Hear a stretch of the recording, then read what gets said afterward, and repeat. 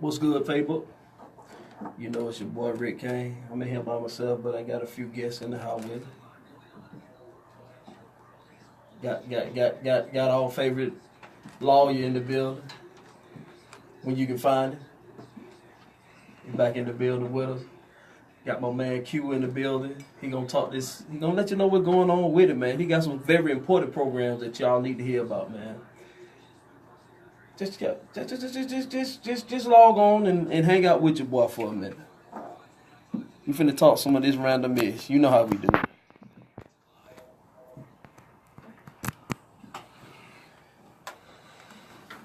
What's up, cuz?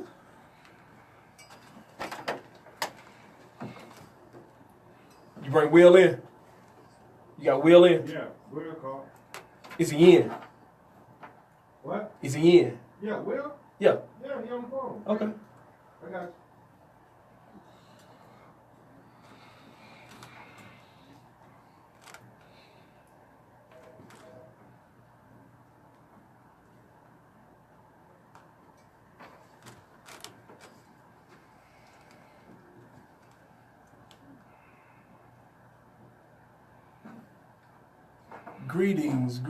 Greetings, internet, world wide web, and whatever else you watching this thing on, or however you doing it.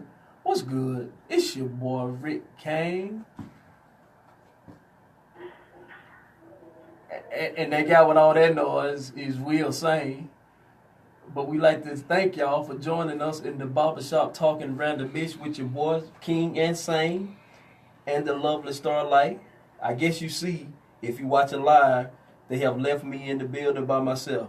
All that noise is supposed to be Will, wherever he is at this time. Y'all know how he like to get up and just do his thing. Will, what's good with you, man? What dream is you living in, my brother?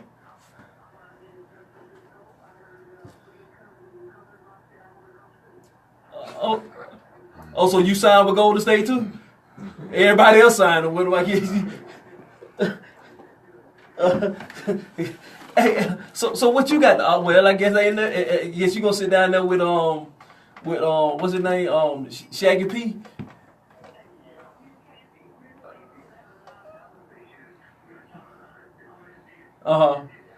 Just to get the ring.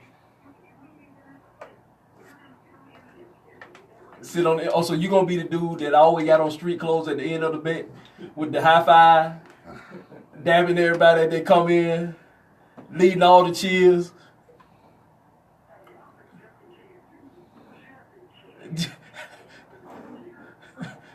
Just in case.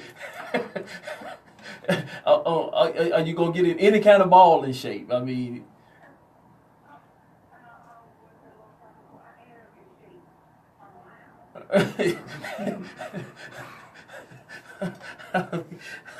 Man.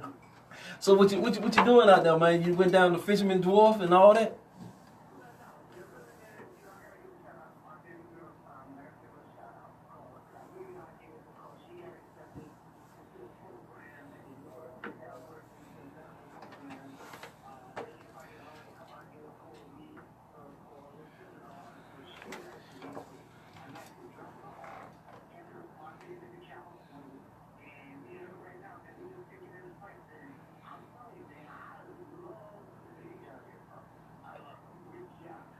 Oh, the Yay is a beautiful place, man. Yeah. Hey, man, talking around the beach can be big, man. I mean, I think it's the best thing going, man.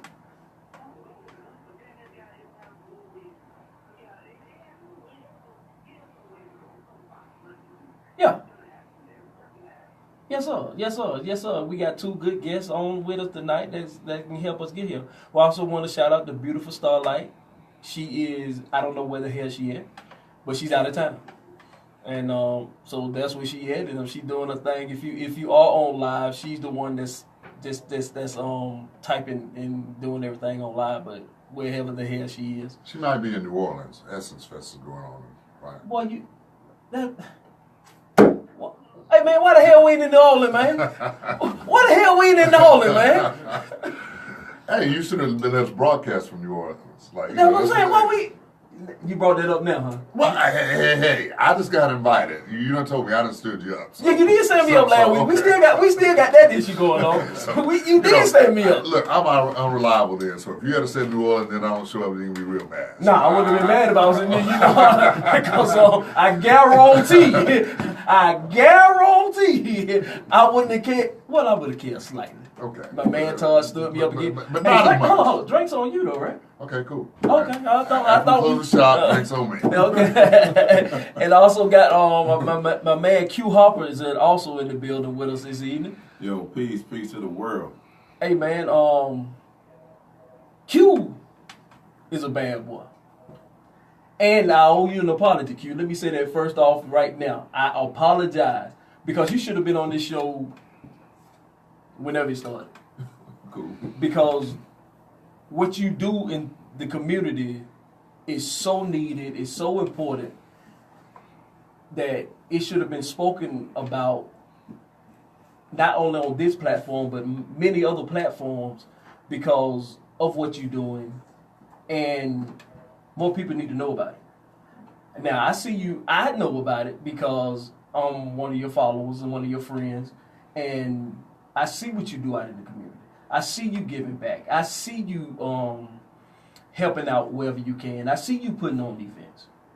But I also know that you are not one that's out here just shining so your name can shine. But that's what I'm supposed to do. I'm supposed to make your name shine. I'm supposed to make your organizations shine, your nonprofit shine, because of the work that you do in the community. And for that, I want to say, first of all, I'm sorry. I apologize for just not getting you on the show. And second of all, thank you for all the work that you do. Man, it's a blessing within itself, man, and I accept the apology. My brother. Been a long time coming. Yes, sir. But he has a nonprofit called Project Keep 'Em Off the Streets. We're going to dab into that a little bit later. I'm going to let him tell you his story. Let's get all into it because y'all know how we do. We're in a barbershop, man. Yeah, ain't no autobiographies and ain't no bios and none of that going on. So, but before we just jump in, man, who are you, Q? Man, I'm just a community server, man. From Atlanta, original ATLian. Hold on, that means you were born in Atlanta? Graded baby to the bone. Boy, ain't but one or two of y'all left. Hey, man, there's a lot of them out there, man. The elusive Atlanta native. Yes, yeah, man. Good Lord. Endangered species. Yes, sir. Yes, sir. Where everybody else coming to Georgia from other places. Yes, sir. I think everybody's just moving around. People coming, they going where they coming from. I don't know about all that. A lot of them need to go back. That's a whole nother topic. Sometimes. Whole nother topic on the whole nother day. Yes, sir. Yes, sir. But yeah, other than that, man, Project Keep 'Em Off the Street, man, was just a dream. Actually, that program or the name itself is just actually about my life. You know, me being once one of those kids that I'm trying to save. You understand what I'm saying? So my testimony, my lifestyle, and that experience, I'm only really just giving back. You know, I made a lot of mistakes that I'm able now to correct some of the things that some of these youth are doing too, you know. And that's basically how this whole thing came about. Me just reaching back from where I come from and things I saw and being able to reach back and like, hey, this not the route you want to go. You know, that kind of been there, done that syndrome is what I'm doing. So with that being said, how can you relate to these cats nowadays with your program? I mean, what give you the right to be able to help them? From what I see right now, man, you know, this gang epidemic, been there, done that. You know, the drugs, the guns, the clout, that type of thing. I've been there, done that, man, and God seen me fit for me to still be there and do what I'm doing now. You know, some of the programs that we're currently, you know, that's available is entrepreneurship. Mm-hmm. That's one of the main things, and leadership. And I told myself, I said, excuse me, what's the chances of you being a follower if you can get this information at an early age? So early childhood development is great. Leadership at an early age, teaching them how to be entrepreneurs, I think that will curve over 50% of what's going on right now. But how you gonna get them to listen to you? Personally, I think too much talking been done. I think it's more about showing them that. Like we were saying earlier, they need to see, when you tell a child that they can be whatever they want to be, and you never put them in the faces of people that's been successful, or those that's doing work, and they've seen the fruits of that type of labor like me, or and yourself just doing this radio show. A lot of people come through here, and this is how the world can hear about them. And yeah, and it's real simple. We just got to start showing them versus telling them. We're gonna talk till we blue in the face. Can I interject something right quick? Yes. And let me, first of all, I want to say I appreciate your work. I don't know it personally or whatever, but based on what you're telling me, I appreciate the work. And what I want to interject is this. I do law, and I do a lot of criminal defense. So I see a lot of kids come through there with some of the things they go on. The one thing that I can't do that you can do, and I will applaud you for this or whatever, you got the personal experience. I'm speaking from the legal experience because, of course, I haven't walked that path or been in that situation. I can only tell you the consequences of what's going to happen when you mess up and you're in too deep and, you got your chance, you got the first offender, whatever, said and the other, and then all of a sudden, like, here you are and here you go again. And I can say, okay, here's what the judge is going to do to you. Here's what's going to happen when you go to trial. Here's what, ultimately is going to happen, possibly. Yeah, of course, you may walk away from it or whatever, but the negative side or the ultimate consequence. You can sit there and say, like, hey, been there. I've been through the process. So you've walked on the streets. Whereas I can only look and say, okay, here's what goes on. Here's what's going to happen when you come off the street and you come into this courtroom. This is what's going to happen. So again, like I said, kudos to you on this, man. I appreciate it.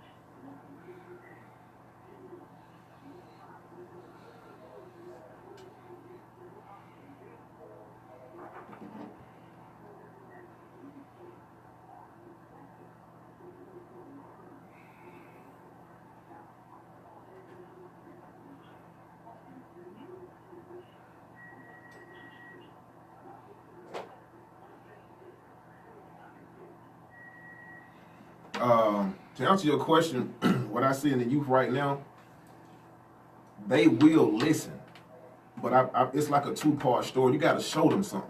Like when I was trying to get the kids off the streets and what I'm doing, I tell them, man, some of the things that I have for them to do, it won't require no prison sentence, and it won't require your life being taken away from you. We have a lawn service. The kids want money, but we're not teaching them how to fish. So what they're going to do next, they're going to want your plate. They want your money. So we got to teach them how to fish, because what we're doing, we're only telling them they can be what they want to be, but we're not leading them on that path of, like, if I ask a kid what he want to be, I want to start putting things in motion so I can start putting those things in front of him. If not, he's going to lose sight. He's going to stop dreaming. He's going to feel hopeless. So that's kind of like my answer to that. We got to show them. Yeah. We got to show them. It's all about showing. We got to stop talking. They tired of people talking to them, talking at them, talking towards them, and not being on the front line with them to show them that they can be better, they can do better. Because it's all about support. The kids right now need support.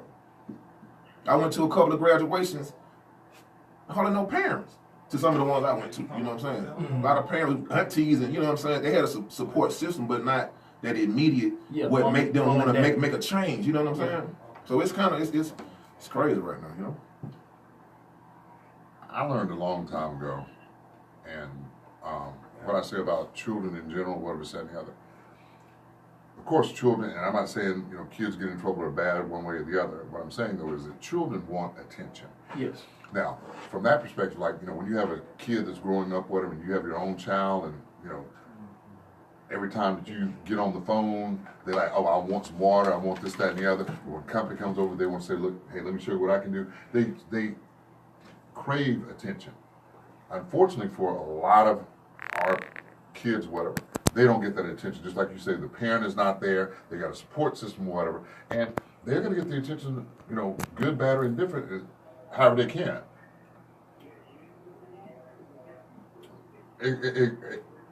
oh, precisely. That's like, when, these celebrities, they're like, okay, press is press. Even bad press is good press. Right. Yeah. So like, long as I'm getting out there, my name is out there, even if it's something bad or whatever, like, my career may be slumping a little bit, then I get some bad press, like, hey, but they talking about me. So that, again, is part of the mentality, whatever, that sometimes I see. And if you think that this is not correct, what I'm saying, check this out. Right. Kids are being what they see. They following the rappers. They watching all the videos. They seeing what the artists are doing. They're following their trend. These are the people that are in their face 24/7. That's the influence. So that's the influence. No, I agree. You know. So what I'm saying, we have to show them another route too. Right now, that's all they seeing. Well, On a consistency, on a consistent basis, that's what they seeing. Right.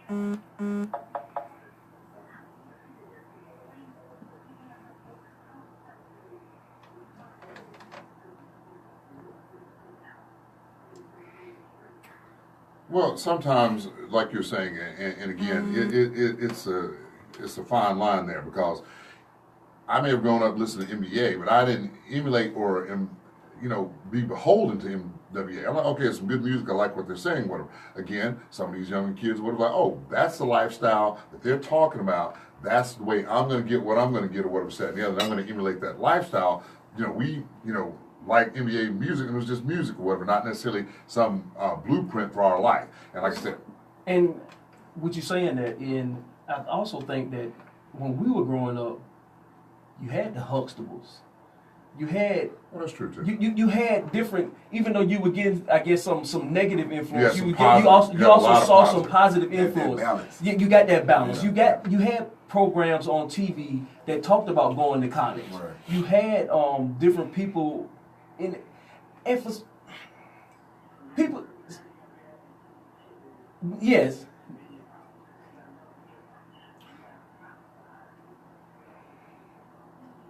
There's Well, and my deal, like I said, I don't watch a whole lot of reality TV because I've already come to the conclusion, and somebody said, it's not really reality TV because they're not filming like us sitting in the Live. studio right here. This stuff is staged. But when you sit there and you see a woman that's going to throw a drink in somebody's face, and they're going to cuss each other out and all this kind of stuff, whatever, and cause a lot of drama, a lot of times, again, they emulate that. They're like, that's what life is about. That's what rich life is about. They think these people are rich people. They're like, that's how they act out in public. That's how, and they should know. And again, part of that is that, of course, these stars on these reality TV shows, they don't want to hurt themselves. But at some point in private, maybe, you need to have a seminar and say, like, look, that stuff ain't real, baby. Yes. That stuff ain't real. Let me just tell you, it's acting or whatever. It's a show. It generates ratings. It pays my bills. But that is not how you're supposed to be out here acting in public and stuff like that. And maybe that's what, when you say that the rappers, and I think a lot of them do. I'm not going to blame the music completely or whatever. But, a lot of them like, look, dude, it's a song. You look at some of their backgrounds, they ain't been on the street. They ain't done half the stuff that they claim that they've done. Yeah. Entertainment. But This is what we're not telling them. It's Yeah, entertainment. the music is raising them, but they're not knowing this is a job. They're getting a check. Exactly. This is how I make my It's a living. facade, Yes. So and they're following those trends. It's they following what's trendy right now. But a lot of problem when it comes to the music, when like this whole gang, like it seems like when you got some of your top rappers, some of your top R&B who came in the game non-gang related, and now all of a sudden once they start singing and making this music, and the more popular they get, now they want to get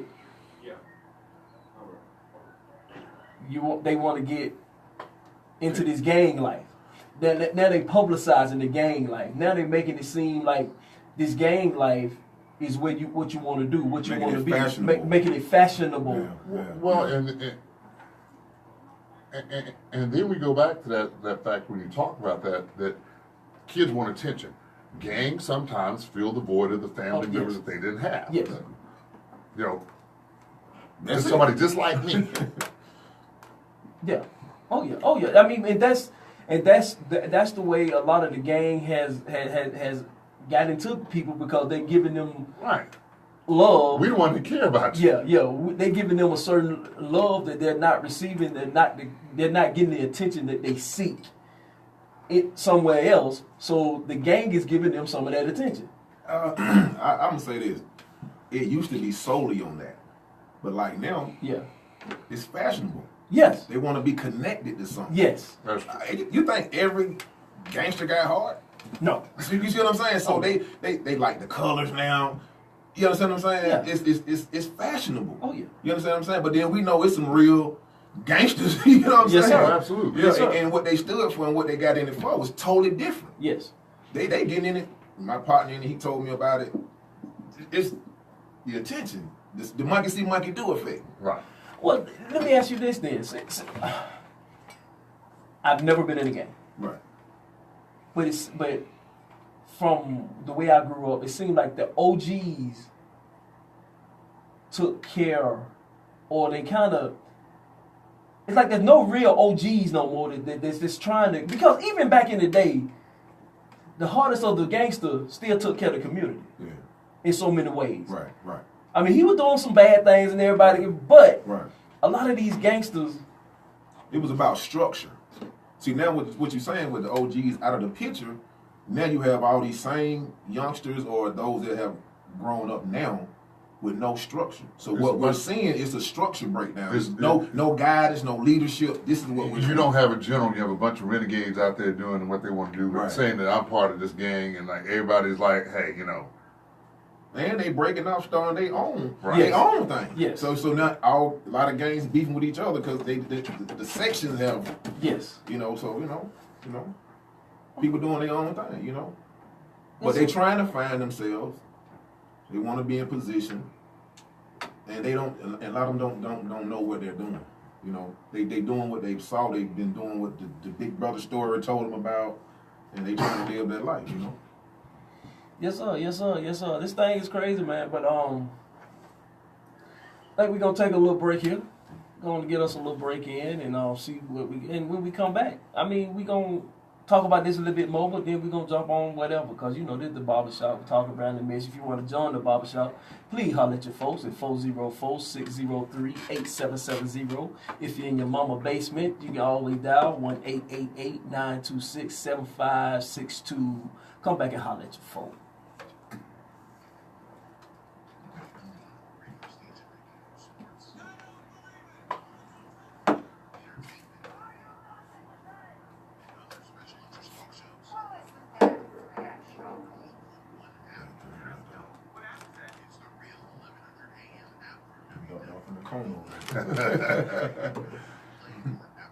Yeah, we need to.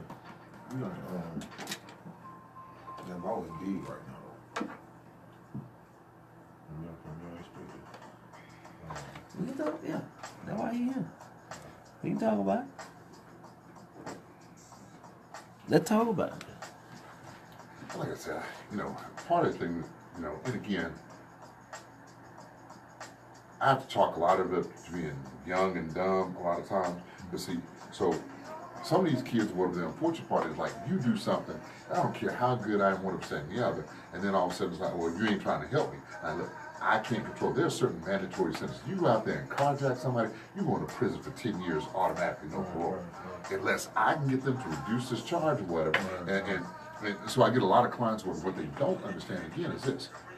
Like, oh, well, get the charge reduced. Go, I'm going to tell my story to the judge. I said, you got to understand this. But most people don't realize the judge has less power than they think they do. If I'm dealing with the prosecutor is the only one who can dismiss charges or reduce charges. You go there and tell the judge all you want to, well, look, this is an armed robbery, it's a robbery, whatever, said, yada, yada, yada, yada, and the judge will be like, look, I don't have the authority to do that. And that's what a lot of people don't know. Like, well, if you just go tell the judge, or I tell the judge my story, whatever, the judge will decide this isn't what it is, or whatever, said and the other, and give me a break. Like, nah, unless I can get the prosecutor on board or whatever. And they say, like, I said, like, let's talk about it. Here's my client, or whatever, like, let me tell you the situation, whatever. Why don't we, do this, whatever, said and the other, blah, blah. And especially like, it's a young kid, doesn't really have a bad record, whatever, said, let's do that. But if I can't do that or whatever, you pull the gun on somebody, you shot somebody, or something like that. It's like, there's a lot of that that's out of my hands. It's not like you think it is, where, like, oh, well, and the common thing with the robbery, whatever, especially like an armed robbery, whatever said, well, they didn't apply the gun. Doesn't make any difference. Because if you go into a store or a bank, whatever said, you can have your finger up under your shirt. What the law says is, as long as a person perceives that there's a weapon, technically that's an armed robbery. Now, you may be able to take that to prosecutors like, look, call my client immediately, he didn't have a gun on him, he couldn't have a chance to get rid of it, so let's just do this as a robbery. But if they insist upon it, they're like, look, we let the jury decide that. So then I got to sit there and say, okay, I got to convince the jury that my client is guilty of something, but it's not armed robbery. Now, the ultimate part about that, again, without getting too deeply into this, what it is, that I can't tell the jury, if you convict my client of armed robbery, he's going to prison for 10 years with no parole. But if you convict him of robbery, he could probably get probation. So I can't tell the jury the consequences of what's going to happen. So if they say, it sounds like an armed robbery to me, guilty, my client is going to prison for at least 10 years with no parole. Jury. Yeah. So, and that's one of the things why I said, what they need to understand is, yeah, it's all gravy out there on the street or whatever, said and people telling you like, oh, just like, let's say for example, somebody, because it used to be, oh, you're only 14.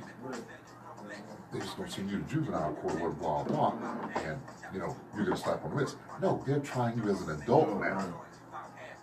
So all that, like, I'm going to get past it until I get about 17, it don't happen no more.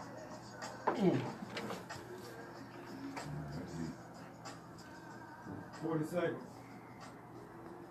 And sometimes that's other people telling them that stuff. Oh, you're just going to get a juvenile. Like all of a sudden, you lock up and they're like, all the big boys. I'll let you. Yeah.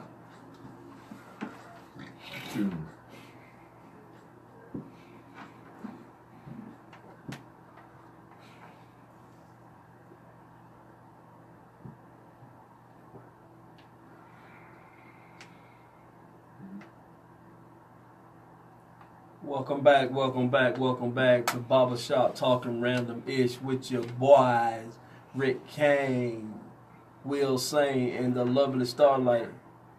I don't know what now one of them at. Will decided to call from, I don't know, well, he say he out there in God's country. He say he out there on the left coast in the yay, out there kicking it. He say he finna sign the league minimum with Golden State. Everybody else headed out there. Oh, him a Golden State Warrior fan all of a sudden. Now he want to be on the team. The lovely Starlight, I don't know where she at. Yeah, that's that's how y'all do. Y'all come and go as y'all please. But sitting here talking to my man Q Harper, the founder of the nonprofit Project Keep 'Em Off the Streets. My man Attorney Todd. If you got any questions for the attorney, holla at your phone. He got something for you. I mean, he is the law. He can tell you the truth about the law. This ain't what you heard. This ain't what your folk talking about. This ain't the regular conversation in the street. Well, somebody tell you what they thought they heard about the law. He's the man. He knows so. And in fact, I want to ask him some questions. July the 1st, this new law came into effect. With the no hands or hands free? The hands free. And here's the thing. Hands free, I'm working on that myself because I know I have a tendency that I was going to text you like I'm running late. Okay, I don't even ride by a copy. Yeah. I got the shiny object in my hand with the light shining and stuff. Mm-hmm. So, again, it's what we call strict liability,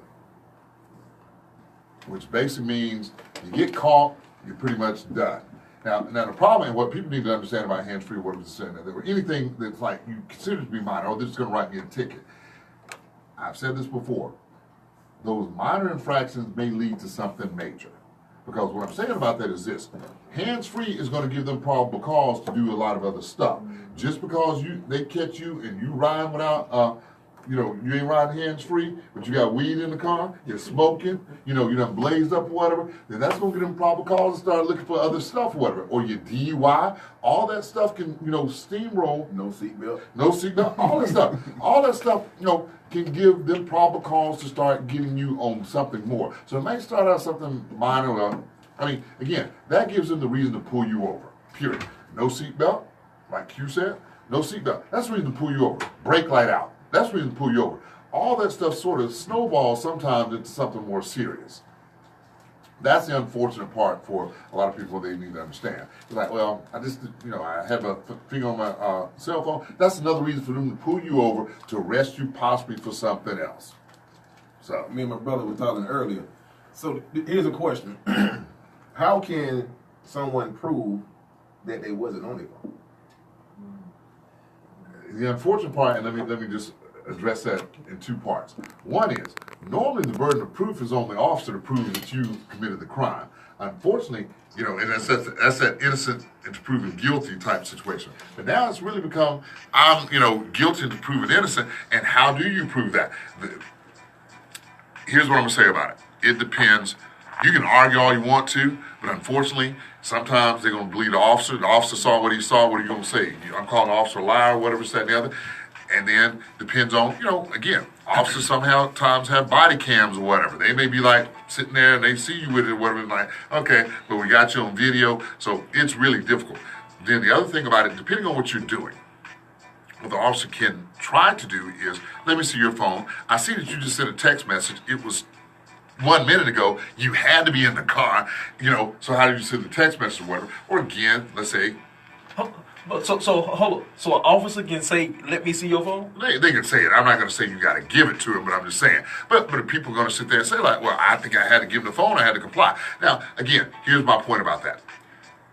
The one sure way to a certain extent or whatever it is, because what the law says is the phone cannot even be touching your body. Yes. If you got it on your lap, that's not hands-free as far as the law is concerned. Right. If you got it, so when you get one of those attachments or whatever and it's way over there on the passenger side, you be like, okay, so I can't reach over there, so I couldn't have touched it or whatever. But again, like I said, if it's touching your body, that's not hands-free.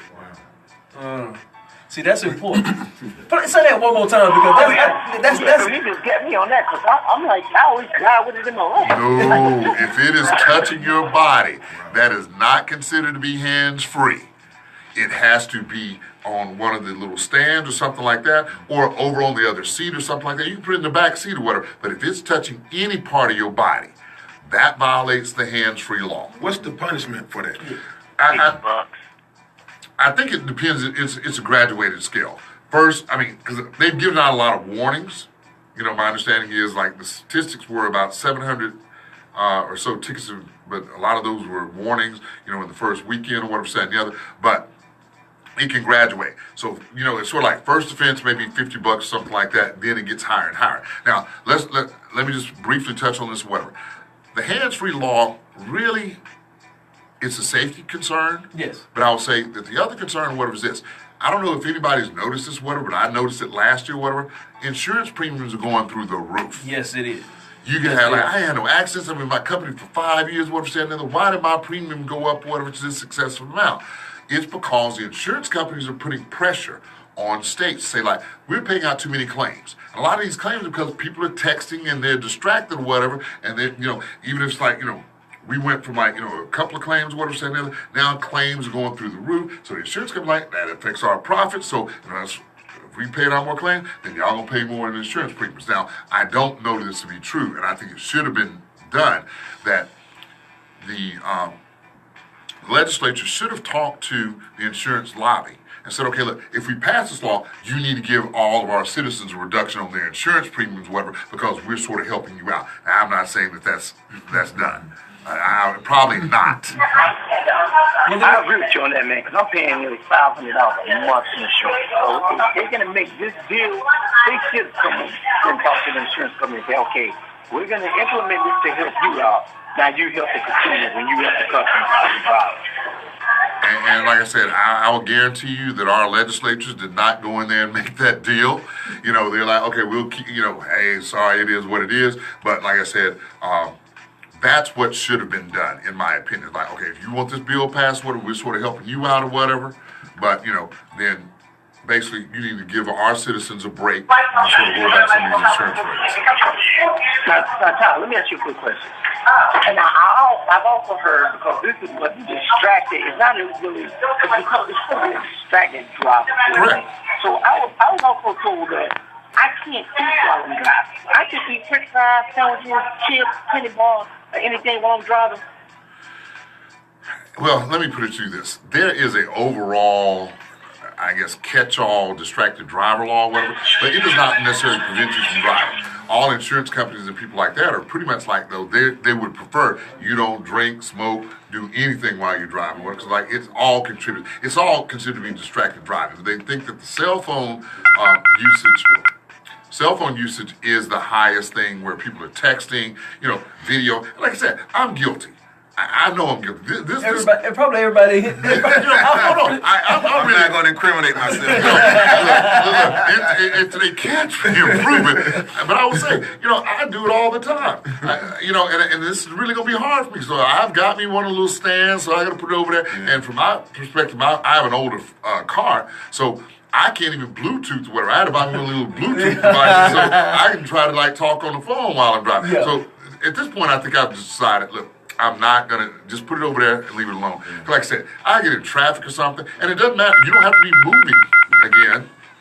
It's like, as long as you're in the vehicle, and they can prove that, you know, you're sort of driving. Like, I sit there and get stuck in traffic. I start reading emails from prosecutors and, you know, stuff like that while I'm sitting in the car. I'm like, okay, this is a good time for me to do it as any, you know, but yeah.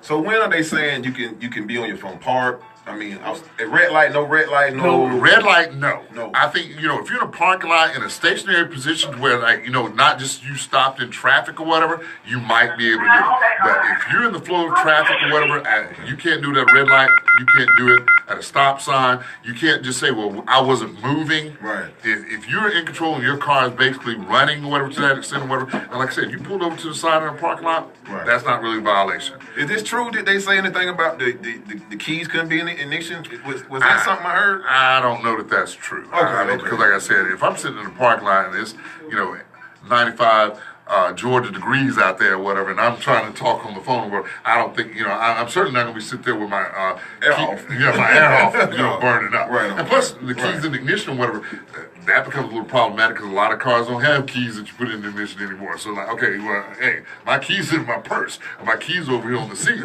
You know, I've got one of the automatic, just push the button and start it. So, I don't think that that's true. As long as you're, you know, not in the flow of traffic or in some position where you're driving or headed somewhere, I think that you're okay. Yeah. Sorry about that, Gil. Sorry about that, man. We got a good conversation and the folk trying to get in. Hey, we are sorry about the problems we having, but still holler at your folk. Come on in here.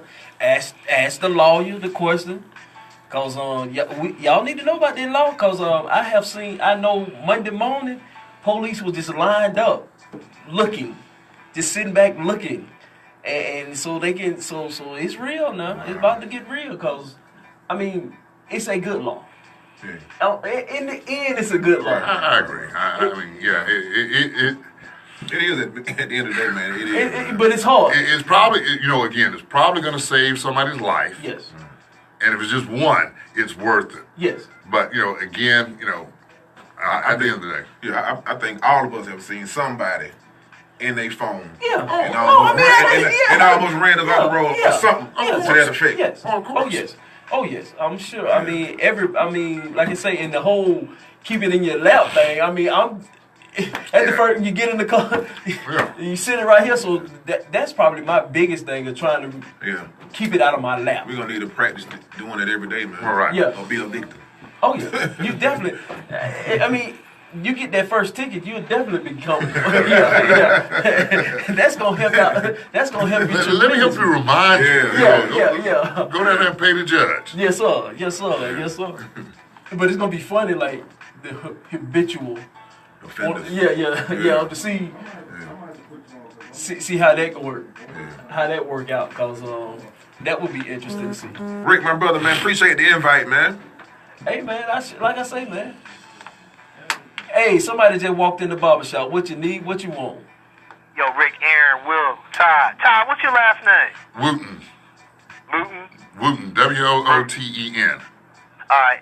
I got a question for you, but I want to put this over in Aaron first. You teach these kids that you work with about entrepreneurship. Do you teach them, or do you have some interest in teaching them while they're at home when it's relatively free to learn this about the flow of the various currencies, so they can have a better understanding of the value of money before they get into entrepreneurship? Yeah. My thing is, man, I'm open for everything that is a positive influence on their future. I mean, what I do is I believe in bringing anybody that is positive and doing something with some positive information and putting those individuals in front of the kids. That's the whole message that Project Keep 'Em Off the Streets is about. Is putting the people in front of them. They need to see it. They need that information, and I'm most definitely with that. I'm a firm believer in that. Before I teach a kid entrepreneurship, it's real important that they understand the value of money and the flow of money. And I'm not just talking about cash and coins. I'm talking about all the various types of currency. But this is for you, Todd. We talking randomish, right? Right. Do you have a pick for the Supreme Court, man? Anybody other than who Trump is going to ultimately nominate. That, and let me just touch on that for a second, because I had spoken with one of my friend's wives. She does a blog. We were talking on Monday, and she said, "Oh, all this stuff. What do people need to know that? What about not voting? Whatever, said and the other." I told people from the 2016 election, because a lot of people were afraid that, like, okay, what's going to happen is if Trump gets elected, he's going to start a nuclear war, whatever, said and the other. I foresaw that the biggest problem, whatever, and what people don't understand is that, first of all, the Republicans, before President Obama got out of office, blocked his nomination. And said, okay, we believe that whoever gets elected as president should get to make that choice. I didn't buy into that, but then the Democrats didn't really fight it that hard or whatever, and press the issue, whatever. And they may have lost, but I'm like, they didn't even show any backbone to sit there and say, look, this guy died in office while this president is still president or whatever. He should be able to nominate that Supreme Court. So Trump got Gorsuch. The thing about it, what people don't understand about that, why it becomes important, is that the unfortunate part is this. These people get appointed to these federal positions on the courts, whatever, for life. So, the more damage, from my perspective, the biggest... Wait. Not exactly for life. It just turns out to be life for some of them. It's actually, and I know you know this, it's actually for good, as long as behavior is good. Well, they can be impeached, but that's the only thing that can happen. You can't... Right. Okay, But go ahead, they can be impeached like the president, but that's it. No, but that's what I'm saying. But that's it. It's for life, unless they decide they're going to retire. So here's what I'm going to say about that award. He got Gorsuch, so he got a free one. There's going to be at least 2, maybe even 3 more. The problem is that when these justices get up on the court or whatever, now my position would be like this. I'd never get nominated. But if I got nominated, let's say I got nominated, I think that I would do what is right for the people. But they still take their party ideology in there. So when a conservative president appoints this person, they tend to be conservative on the court. The balance is already out of whack right now, like 5-4 right now, and it's going to get more out of whack because there are going to be at least 2 more justices that are going to leave. Ruth Gator Ginsburg, Justice Ginsburg, is 85 years old. She ain't going to be around much longer, and I don't know, I think she's had some health issues, whatever. I think that what she's trying to do is to hold out to see what happens in 2020. That's provided that health doesn't force her out of the office or whatever, this, that, and the other, or she could be in a coma as long as she doesn't retire or whatever, and like, hey. But anyway, so she's going to try to decide then. She ain't going to make it much past 2020. If Trump gets reelected, she's going to be like, I'm going to go ahead and retire too, if she's still around. So he's got at least 2 more that are possibly coming. This court is about to get so out of whack, so conservative, whatever, that what people don't understand is this. Women, abortion is on the table. Roe versus Wade is on the table. That's what, yes it is. Okay, you keep saying no. Okay, you keep saying no. I'm telling you, it's on the table. That's one of the questions they're asking these nominees. what do you feel about abortion? There was one that they asked her, whatever, she said she's a devout Catholic, she had 5 kids of her own, she adopted 2 kids. Amy Barrett. And they asked her, okay, what's your position? Because one of the Democratic senators was like, your dogma, your Catholic dogma seems to be dominating here. So what is that going to be? It's on the table. What Amy Barrett said, that's the judge that you're referencing, who's already a Trump appointee. Right. But what she said was it's already established law, and she said her personal opinion on a matter doesn't affect what she believes in the established law. Okay. And Trump said, what do black people have to lose? So I'm not going to get into like what people say in public, but go ahead. There's a dude that Trump's looking at that he interviewed named Amul Thapar. I think I saw him, yeah. He was one of the nominees. Amul Thapar is no joke, man. He's conservative, but he ain't on the far end of that at all. And I thought at first maybe he was sitting them down to talk with them just for show, but you might want to remember that name, Amul Thapar. No, and like I said, I saw him as one of the 4 or 5 or 6 or whatever that when I was like, because I was like, that's somebody of color. And so here's my question to you. You don't think he's just for show? He may be well qualified. The question is, will he be Trump's nominee? Now, that's the question. That's the ultimate question. And that's why I said, I understood what you said about, the interview with the Court of Appeals justice, whatever. But that's what I said. What people say public or whatever, maybe that's for show. She said, okay, like, hey, it's the established law, but that doesn't mean that when this comes up, whatever, that she can't change her mind. That's the beauty of the whole thing. They can always change their mind. And that's why I posed the question to you, whatever. Trump also asked you or us as a community, what do you have to lose, black people? So he said that publicly. What has he done? Well, he put Amul Thapar on the bench. He's on the 6th District Court of Appeals. So, but let me say this to exit. This is what I was trying to get to. Ideally, I would like to see one of them investigators come off of the Security and Exchange Commission and get picked. Now I know none of us got a voice in this, but if we can have somebody from that Security and Exchange Commission come out of their job and get onto that bench, that would do a lot for the public. Or if we had a very well seasoned, successful criminal defense attorney get up there and get on that bench. The public collectively does have a voice on who gets on that bench, but it has to be a strong push by the public because they can lean on them senators. We really could. All right, I'll go back to listening. Okay, and let me just comment on that, whatever. And this is the unfortunate part. What you need to know, and not fair.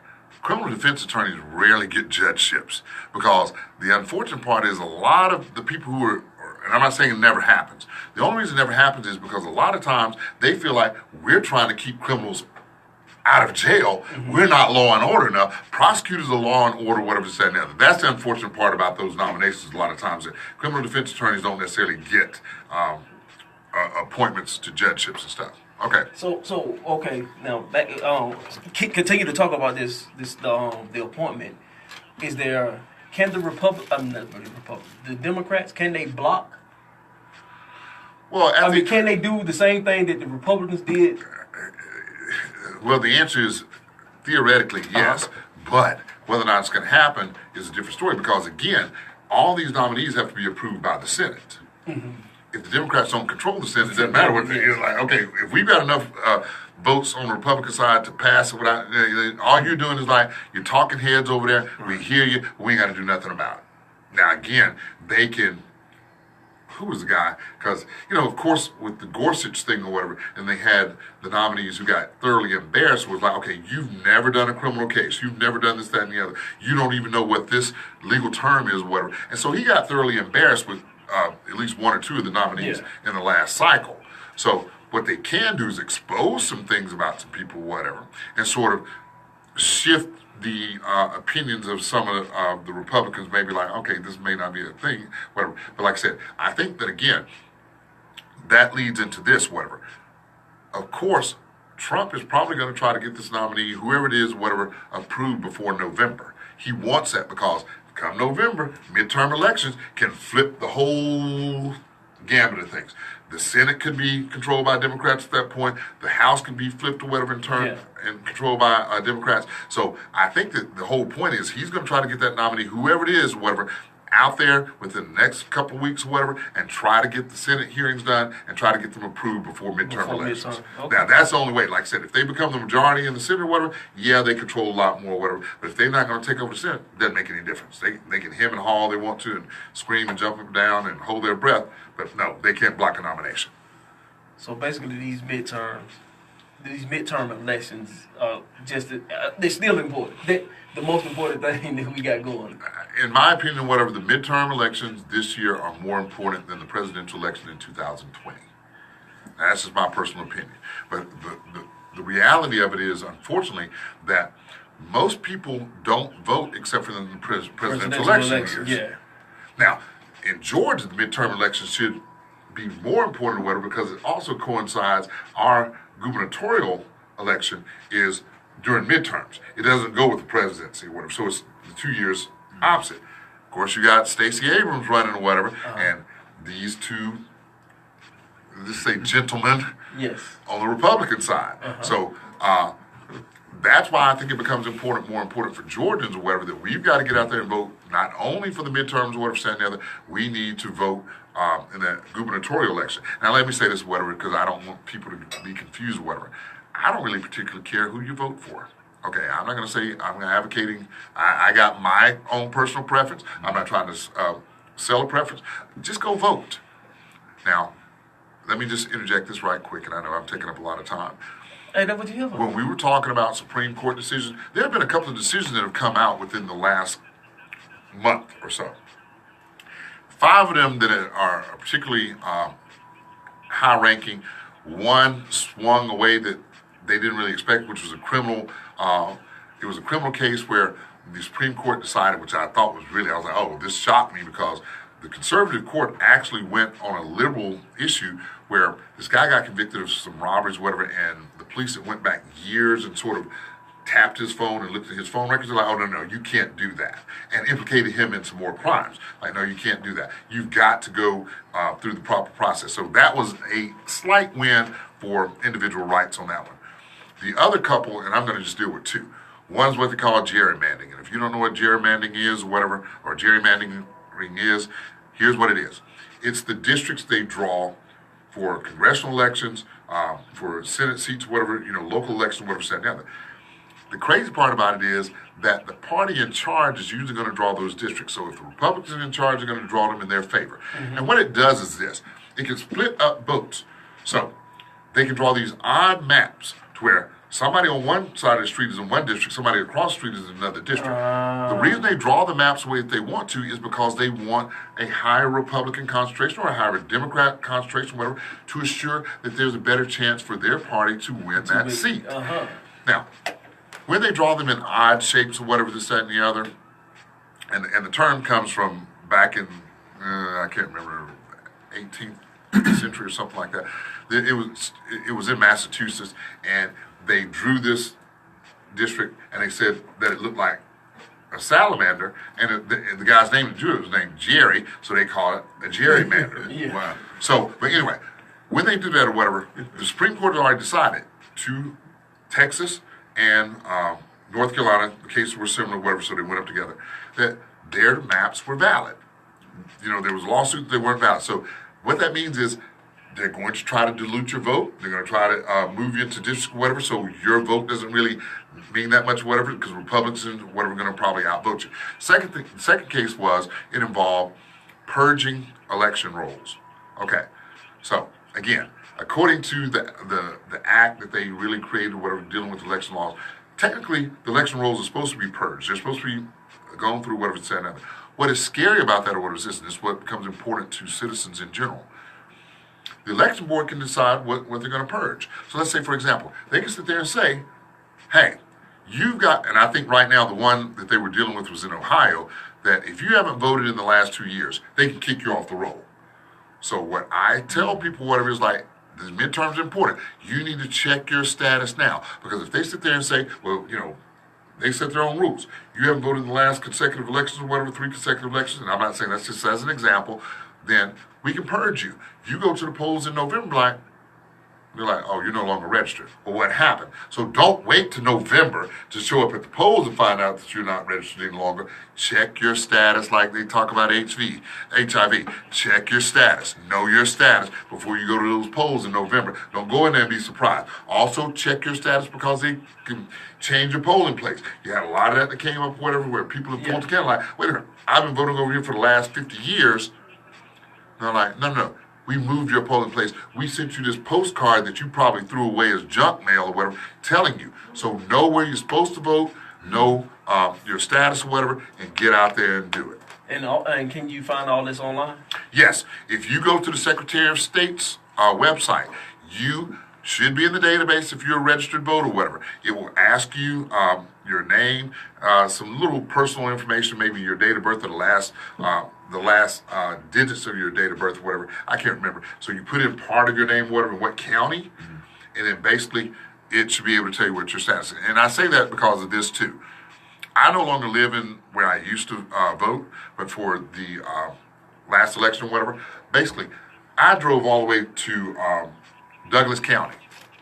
I spent about 2.5 hours on the road just to make sure that I went to go vote because that's where I was registered to vote. I changed my voter registration to Gwinnett County, but if it's not there, I'll be going to Douglas County on the 24th.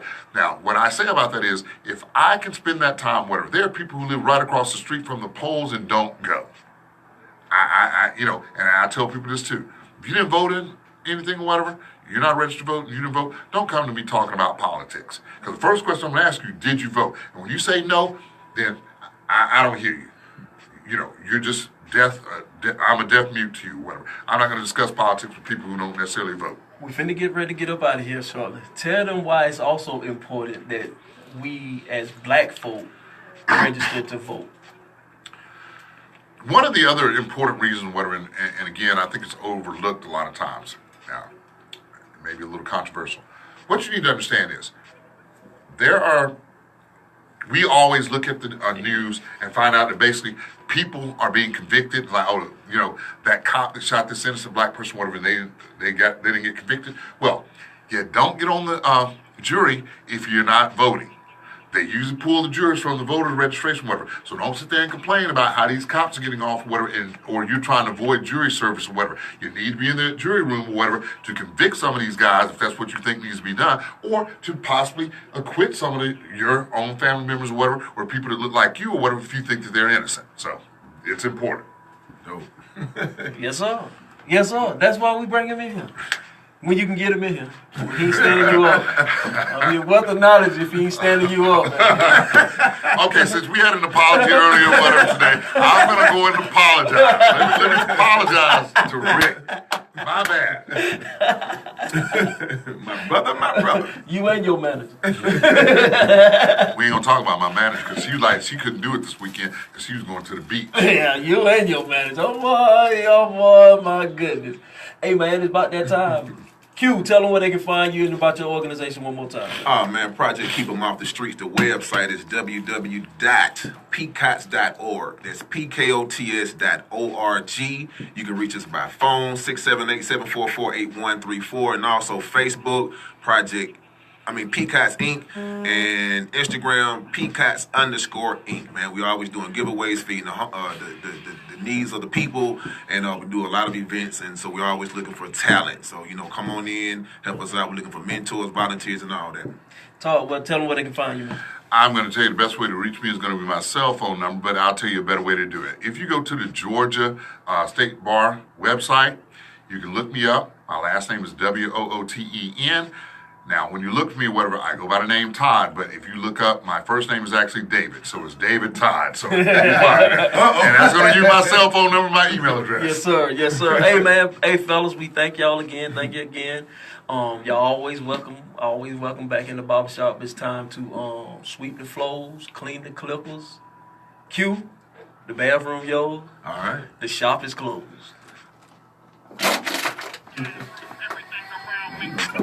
Tell us something.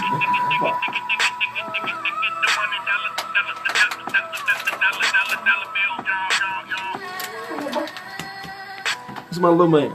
Yeah. Yes, sir. Young King, how you doing, Young King? Good, how are you? All right. That's Mr. Q Harper. And this is Mr. Todd. The Hey, attorney. how you doing, sir? So, Mr. Tony, what can we connect on and do with you, man? What can we do? That's my boy. Tell him what's up. What's good? As far I mean, like, you know, Seen another little big head girl. But they good. I think she left. She walked out the door. No, it's not 58, Jeff. What up? It's that time? Yeah, not 58. That's my man Jeff. Y'all out the barber shop? Yeah, we out the barber shop. Now we get on to the it's bigger than hip hop. Yeah, we getting them out. Hey, y'all come on out. Yeah, come on out. I mean, you know, if I don't answer, leave me a voicemail.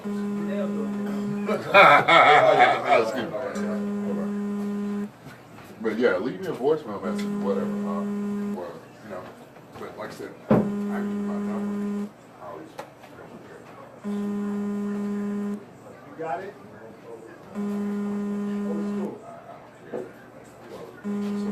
Jay, you got it? You got it? Yeah, I got, the public enemy you sent me? Yeah, I got that. Do they matter what order? I'm coming in.